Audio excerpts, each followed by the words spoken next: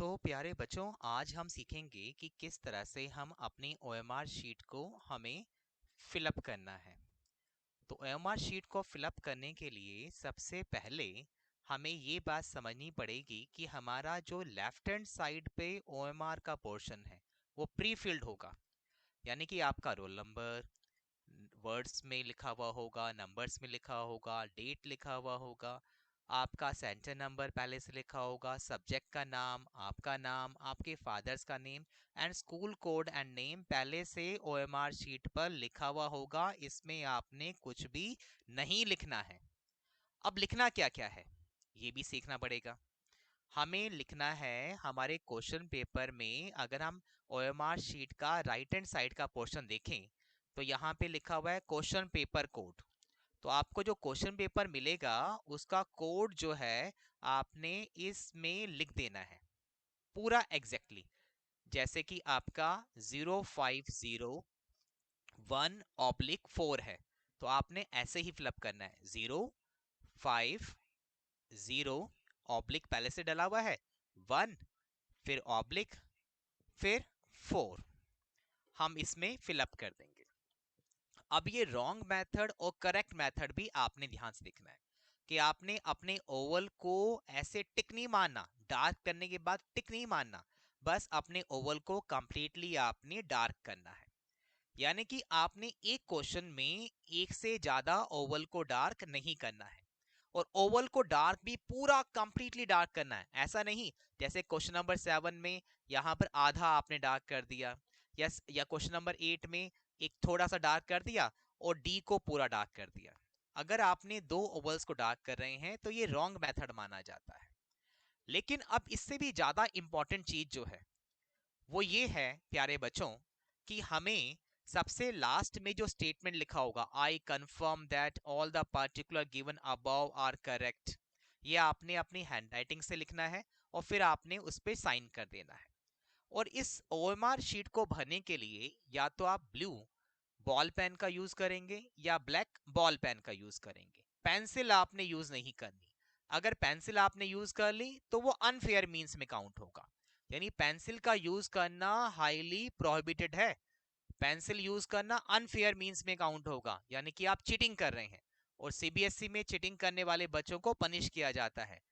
उसमें 5 साल के लिए आपको सीबीएसई से डिबेट भी किया जा सकता है। इसका मतलब हुआ 5 साल तक आप सीबीएसई का कोई भी एग्जाम नहीं दे पाएंगे।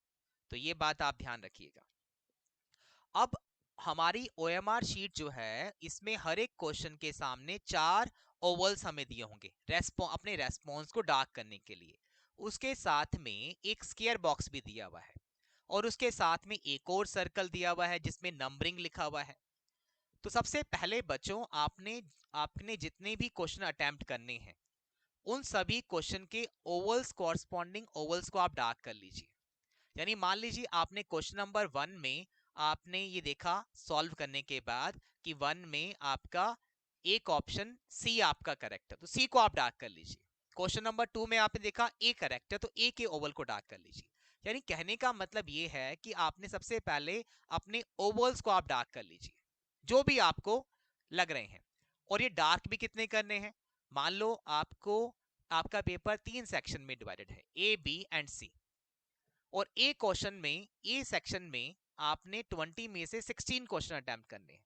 तो इन 20 में से कोई भी 16 क्वेश्चन आप अटेम्प्ट कर लीजिए, क्योंकि एज पर सीबीएसई नॉर्म्स जो आपके पहले 16 क्वेश्चंस होंगे उन्हीं को चेक किया जाएगा। बाकी के 4 क्वेश्चन भी अगर आपने अटेम्प्ट कर दिए, यानी 20 क्वेश्चन थे, 16 ही अटेम्प्ट करने थे, आपने 20 के 20 क्वेश्चन अटेम्प्ट कर दिए, तो पहले 16 क्वेश्चन जो आपने अटेम्प्ट किए हैं सिर्फ उन्हीं में आपको नंबर मिलेंगे, बाकी 4 क्वेश्चंस में आपको नंबर नहीं मिलेंगे। और ये बात आपने ध्यान रखनी है। अब इसके साथ साथ सबसे इंपॉर्टेंट चीज वो ये कि बच्चों आपने ओवल्स तो डार्क करने हैं और उस ओवल को डार्क करने के बाद आपको ये पता लगा बाद में कि जो ओवल आपने डार्क कर दिया है किसी क्वेश्चन का उसका वो आंसर नहीं है। अब आंसर को आप चेंज करना चाहते हैं, तो अगर आप चेंज करना चाहते हैं तो आपके पास साथ में एक स्क्वायर बॉक्स और आपको दिया हुआ है, राइट। और इस स्क्वायर बॉक्स में जो भी आपको लगता है कि फर्स्ट का आंसर जो भी होगा, मान लो आपको लगता है कि आपने सी ओवल को डार्क कर दिया, लेकिन आपको लग रहा है इस फर्स्ट क्वेश्चन का सी ऑप्शन करेक्ट नहीं है बल्कि डी है, तो फिर इस स्क्वायर बॉक्स में आप डी को लिख दीजिए, राइट। और एक बात और सबसे इंपॉर्टेंट चीज कि इन स्क्वायर बॉक्सेस में जो आप लिखेंगे वही चेक होगा। ओवल आप कोई भी डार्क कर दें, ओवल आपके चेक आपके आपके इवैल्यूएट नहीं होंगे। चेकिंग खाली इन्हीं स्क्वायर बॉक्सेस के अकॉर्डिंग होगी। यानी कि मेरा कहने का मतलब है, अगर एक बच्चे ने एक ओवल डार्क कर दिया सी, लेकिन उसने बॉक्स में नहीं लिखा सी, तो फिर उसको उस क्वेश्चन के नंबर नहीं मिलेंगे। तो मेरी बात प्लीज थोड़ा ध्यान से सुनिएगा कि इन स्क्वायर बॉक्सेस में जो आपने लिखा है उसी के अकॉर्डिंग आपका क्वेश्चन इवैल्यूएट होगा, राइट। तो आई होप सो मेरी बात अब आपको समझ में आ गई है। मान लीजिए एक बच्चे ने सी ओवल को डार्क कर दिया और इस बॉक्स में भी सी लिख दिया, तो फिर इस सी के अकॉर्डिंग उसका ये फर्स्ट क्वेश्चन इवैल्यूएट हो जाएगा। लेकिन अब मान लो एक बच्चे ने सी ओवल को डार्क किया, लेकिन उसने सी ओवल को यहां पे लिखा नहीं, यहां लिखते समय उसने ए लिख दिया। तो ए लिखने का मतलब है कि अब ये माना जाएगा कि फर्स्ट का जो ए जो है, फर्स्ट का ए जो है यही आपका करेक्ट है। यानी अब जब ये फर्स्ट क्वेश्चन आपका चेक होगा तो ये माना जाएगा कि फर्स्ट में आपने ए लिखा है, और ए अगर ठीक है तो आपको नंबर मिल जाएंगे, ए अगर गलत है तो आपको नंबर नहीं मिलेंगे। तो इस बात को ध्यान रखिएगा, स्क्वायर बॉक्सेस में जरूर आपने अपने आंसर्स को लिखना है, ये आपने नहीं भूलना।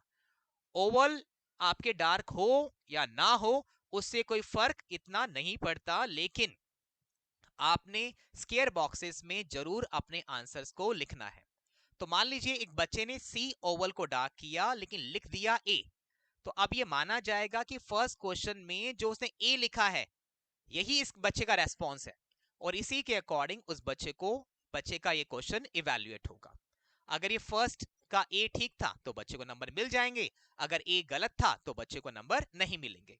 अब मान लीजिए एक बच्चे ने सिर्फ ओवल डार्क कर दिया और उसने बॉक्स में नहीं कुछ भी लिखा, तो इसका मतलब है इस बच्चे ने ये क्वेश्चन अटेम्प्ट नहीं किया, तो इस बच्चे को इस क्वेश्चन में कोई भी मार्क्स नहीं मिलेंगे। तो ये बात ध्यान रखिएगा, ओवल को डार्क आप करना भूल भी जाएं तो कोई दिक्कत नहीं है, स्क्वायर बॉक्सेस में लिखना आपने नहीं भूलना। आपने दोनों काम जरूर करने हैं, ओवल को भी डार्क करना है और स्क्वायर बॉक्स में भी जरूर लिखना है। अब मान लीजिए कि आपने 4 क्वेश्चंस आपको अटेम्प्ट मतलब छोड़ने थे, 20 में से 16 अटेम्प्ट करने थे और 4 क्वेश्चन आपने छोड़ने थे, राइट। तो छोड़ने वाले क्वेश्चंस के लिए, जिन क्वेश्चंस को आप छोड़ना चाहते हैं, तो उसके लिए लास्ट में जो ये ओवल दिया हुआ है इसको आपको डार्क करना होगा। जैसे यहां पर एक एग्जांपल भी मैं अब आपको शो कर रहा हूं स्क्रीन पर कि एक बच्चे ने ऐसा किया कि उसने कोई भी यहां पर मतलब कि डार्क ही नहीं किया, ना तो कोई ओवल डार्क किया ना ही बॉक्स पे कुछ लिखा, तो इसका मतलब है इस बच्चे ने कोई क्वेश्चन अटेम्प्ट नहीं किया, तो इस क्वेश्चन में बच्चे को नंबर नहीं मिलेंगे। अब मान लीजिए कि एक बच्चे ने सी ओवल को डार्क कर दिया, यहां बॉक्स में भी सी लिख दिया और साथ में लास्ट वाला ओवल भी डार्क कर दिया। अब ये लास्ट वाला ओवल सिर्फ उन क्वेश्चंस के लिए था जिन क्वेश्चंस को आप छोड़ना चाहते हैं, मींस आप अटेम्प्ट नहीं करना चाहते। तो अगर लास्ट वाले ओवल को भी आपने डार्क कर दिया और ये देखा गया कि फर्स्ट का ऑप्शन सी ही करेक्ट है, लेकिन आपने लास्ट वाले ओवल को डार्क कर दिया है, जिसका मतलब था कि आप इस क्वेश्चन को छोड़ना चाहते हैं, तो आपको कोई भी नंबर इस क्वेश्चन में नहीं मिलेंगे। ये माना जाएगा कि आपने इस क्वेश्चन को अटेम्प्ट नहीं किया है। तो बच्चों ये बात ध्यान रखिएगा, लास्ट वाला ओवल सिर्फ उसी कंडीशन में डार्क करिएगा जब आप उस क्वेश्चन को छोड़ना चाहते हैं, ठीक है। या आपको ये लग रहा है कि आपने इस बॉक्स में भी सी लिख दिया है गलती से और आपने कोई और क्वेश्चन आप अटेम्प्ट करना चाहते हैं, तब भी लास्ट वाला ऑप्शन आप अटेम्प्ट कर सकते हैं।